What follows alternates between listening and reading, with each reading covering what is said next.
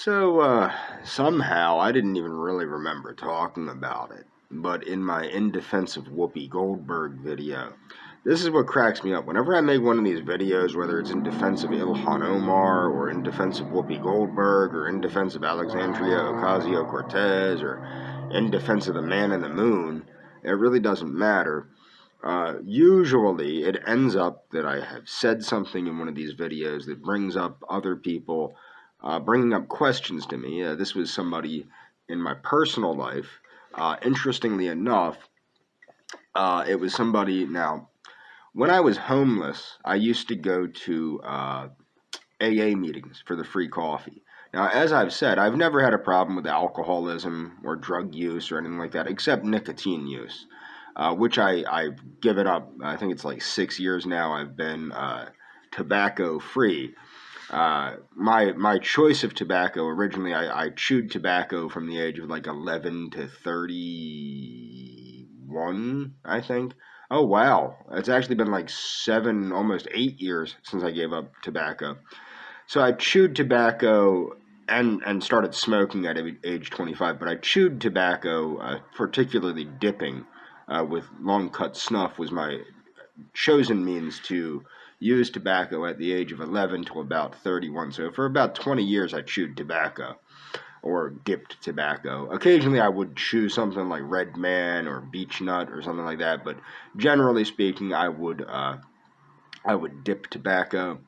And I started smoking at the age of about 25 when I was homeless because, believe it or not, there was some crazy tax that made chewing tobacco more expensive than cigarettes. I have no idea. So then I started smoking like these little cigars, cigarillos. They were like Mexican cigars, little tiny Mexican cigars, filterless. And that was my chosen means when I was working at the lumber yard of all places. That you weren't supposed to smoke, so I didn't smoke at the job. But that's some Mexican dude, Guatemalan guy, I think, actually turned me on to the cigarillos. They were ridiculously cheap, little tiny cigars. So that's how I started smoking, and then I quit smoking maybe 4 years later. So it's almost 7 years, maybe closer to 8 years now that I've been nicotine free.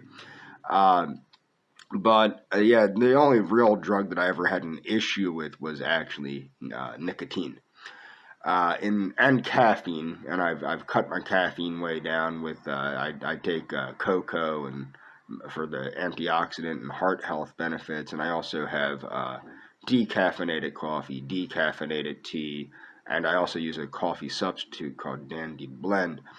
But I brought up somewhere about how I was concerned about the Catholic lobby and the United States, and somebody of where I get the recovery stuff in, one of my friends that I knew from Alcoholics Anonymous, where I would get my free coffee when you're cold and it's free and you get some coffee. So one of my friends that I knew from Alcoholics Anonymous said, "Hey, I'm Catholic. Tell me, where is this Catholic problem in the United States of America? Because I am a United States patriot, and I am Catholic." Okay? So do I doubt that there's Catholic patriots? No. I'm not anti-Catholic. I'm not even anti-Catholicism. I'm anti-Vaticanism. Many years ago, I started promoting a book called Rediscovering Catholicism, which was a book put out by a Catholic organization in Australia, or maybe New Zealand. I think it was Australia. It was Oceania, one of the countries in Oceania. But it was an excellent book that went over the different pillars of Catholicism, the sacraments and whatnot. And I thought it was a very excellent book that did show that Catholicism helped to promote the same types of self-regulation that magic, with a K, Crowley's magic, or yoga, implements on its practitioners, and it would be healthful in my mind to practice true Catholicism. But I have always stated that the Vatican is a terrible vehicle for Catholicism, as is the Episcopal Church. Now, the Episcopal Church used to be an okay vehicle for the profession, to profess Catholicism. But the Episcopal Church has now become tainted, extremely tainted. But my point is, where am I going to get this proof? Well, the facts are the facts. The Vatican run Catholic churches in the whole world, not just the United States, but the whole world, have become little more than a child sex trafficking ring and a way to shuffle pedophiles from one place to another. And I have many links actually on female on female and female on male sex abuse at the hands of nuns in the description, because I don't think that's talked about enough. The amount of nun on non-nun sex abuse that takes place, and also priest on nun sex abuse that takes place in the Catholic churches all around the world. But more importantly, in fact, most importantly, if you look at the Supreme Court, the majority of Supreme Court justices who interpret our Constitution, mind you, the Constitution of the United States and the Declaration of Independence, two documents. Okay, the Constitution is a document, and the Bill of Rights is a document that no Catholic that I'm aware of had any role in drafting. The country at the time was not Catholic. It was a white Anglo-Saxon Protestant country, and most of the people that drafted the Constitution and signed the Constitution were not necessarily religious. They were secularists, a lot of them, and a lot of them were indeed things like deists and agnostics and things of that nature. We have a secular government in this country. We do not have a religious government. But yet, over half of the Supreme Court are devout Catholics. Okay, nobody sees a problem with this. Nobody sees how this might flaw the interpretation of a document that was written for a white Anglo-Saxon Protestant nation by deists, secularists, and agnostics. And now this is being interpreted by a majority Catholic Supreme Court. Nobody sees how that might be problematic. The other thing is, with the sex abuse scandals, these things are absolutely ridiculously insane. And it's not just in the United States. You're having issues in India. You're having issues in Mexico. Issues, of course, in Ireland. Issues throughout Europe. Issues throughout the whole world being perpetrated by Catholic priests, nuns, and other clergy members and other people that work at these churches, and then they're being shuffled to other countries or shuffled to other cities or shuffled to other states, what have you, to hide their crimes against humanity. And this is not a good thing. And what's funny is the Catholic Church tried the same thing, and the reason that I brought this up during my In Defense of Whoopi Goldberg was because, honestly, from what I rewatched my video, I'm troubled by it. I'm troubled by the sway that the Catholic Church has, particularly over state and local politics, but also over national politics, and the sway that they use to help protect sex traffickers and pedophiles, globally offending sex traffickers and pedophiles. It's disturbing to me. And when people say, oh, Zionist this and Israel that, and Israeli lobby this and Zionist lobby that, I'm not saying that the Israeli lobby and the Zionist lobby aren't something of concern, although if you really look at the Zionist lobby, most of the Zionist lobby is not actually Israeli. Now, it is true that AIPAC is the largest lobby in the United States, but most of the actual boots on the ground lobbying and money raising and all this stuff, it actually comes from kooky evangelical Christians that for some reason believe in dispensationalism, which I don't know why, but they just do. I'm not a Christian. I've never been a Christian. I will never be a Christian as far as I don't see myself ever becoming a Christian, okay? Not a Protestant, not a Catholic, nothing. I don't ever see a world in which I will become a Christian. Doesn't mean I dislike Christians. Doesn't mean I'm against Christianity. Doesn't mean I'm against Catholicism. Doesn't mean I'm against Protestantism. Doesn't mean I'm against any type of people choosing to express their belief in God, however they want to express their belief in God.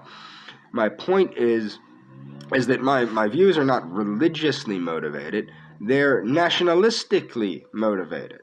And the Catholic Church is a threat, a direct threat to the proper governance of this republic, to the proper governance of the individual states and states' rights, and it's a direct threat to the operation of local governments.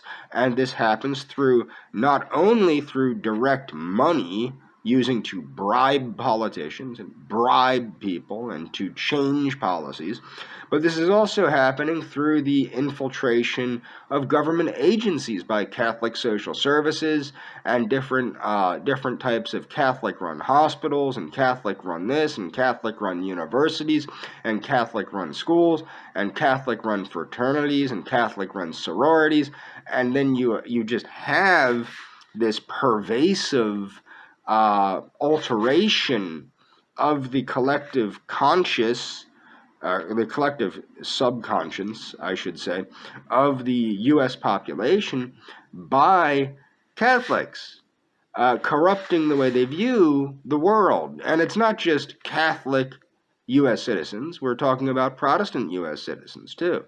We're talking about atheistic U.S. citizens, the corruption of social justice by the Catholic Church.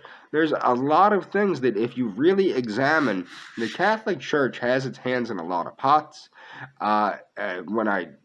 Originally, I believe, I don't know if they still are, but the Catholic Church was the largest landowner of any group in the United States, the Vatican. And what people need to understand, during the U.S. Revolution, when the American Revolution, when we broke away from Great Britain, the Anglican Church was outlawed by the Continental Congress. And that's where we get the Episcopal Church. The U.S. Episcopal Church is centered out of New York City. Okay? Now, the Anglican Church, of course, is in England, and the head of the Anglican Church is, I believe, Prince Charles. I'm not positive on that. I think it was Prince Philip, and now it's Prince Charles.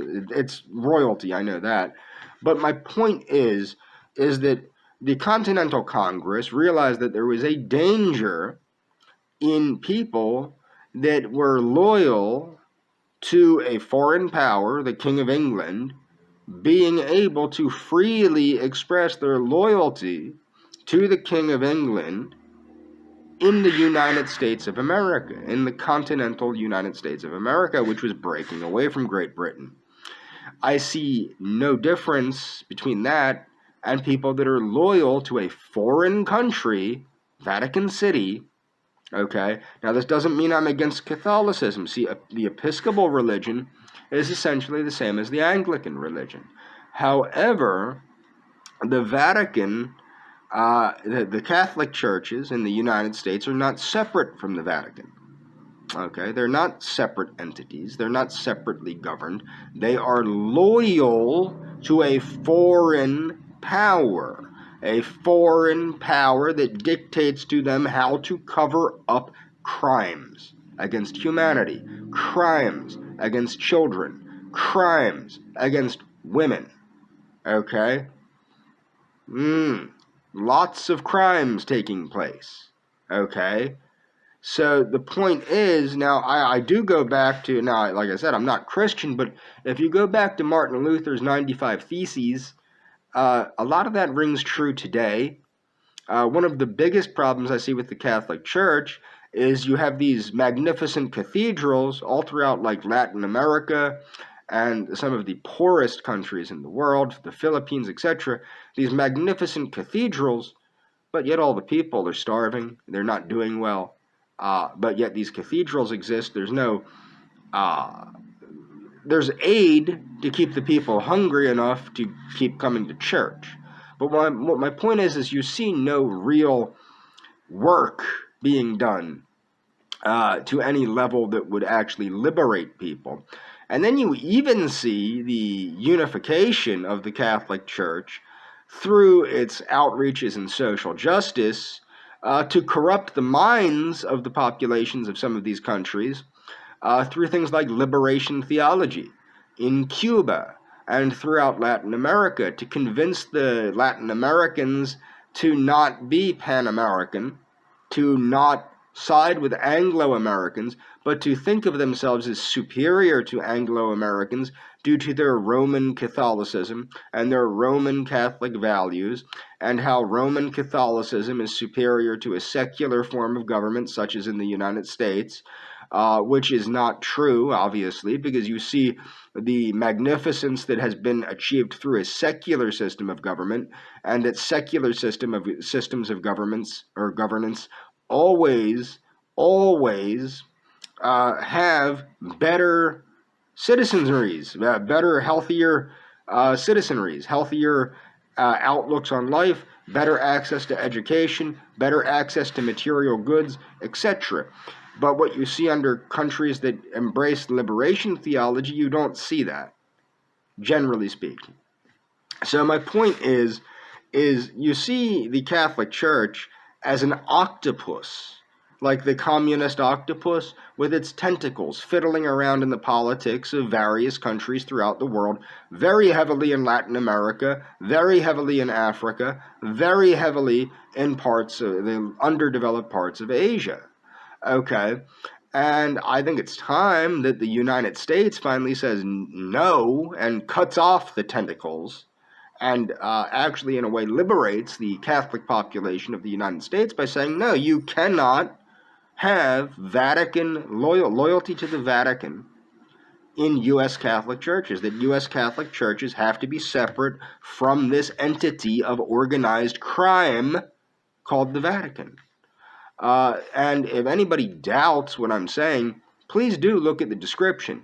Now, in the description, I do have a link to Father Leo Booth's interview on his book, When God Becomes a Drug.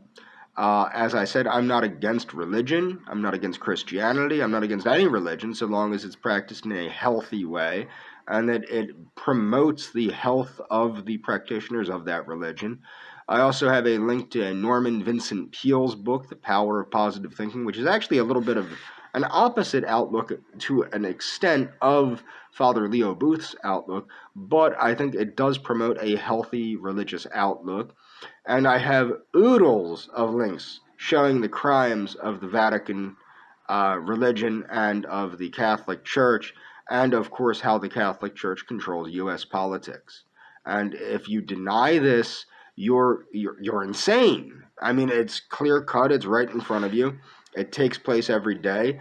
The Supreme Court is majority Catholic, and it is, these are the people interpreting our laws for us. Okay? That's just what's going on. And that's all for this video. Follow the links in the description, and you will see I'm not making this up. And also, there's a link to Martin Luther's 95 Theses. Listen to the 95 Theses, listen to Norman Vincent Peale's book, watch Father Booth's interview. Father Booth was a Catholic priest that became an Anglican priest that eventually discovered that he was a religious addict.